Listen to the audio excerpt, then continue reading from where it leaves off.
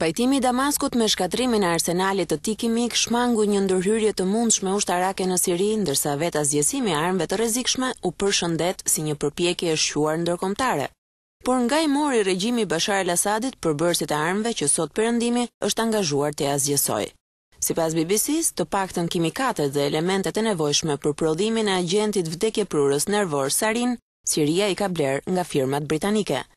Një dokument sekret i Foreign Office tregon se bëhet fjalë për lëndë kimike të dërguara në këtë vend nga mesi i viteve 80.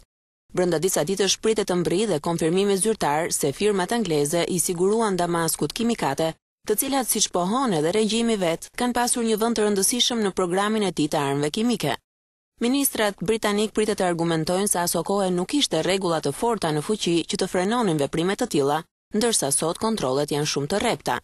Gazi nervor sarin është përdorur në disa sulme vdekjeprurëse gjatë konfliktit të përgjakshëm 3 vjeçar të Sirisë. Raporti i inspektorëve të OKB-s i mbështetur në prova të qarta dhe bindëse tregoi se raketa Tok-Tok me përmbajtje sarini u lëshua në periferitë lindore dhe perëndimore të Damaskut gushtin e një viti më parë, një sulm ky që mori me qindra jetë njerëzish. Specialistët e konsiderojnë sarinin si më të fuqishmin e armëve kimike. Ai është tepër toksik, përhapet shpejt dhe mjafton një sasi relativisht e vogël për të vrarë shumë njerëz, siç ndodhi në kryeqytetin sirian.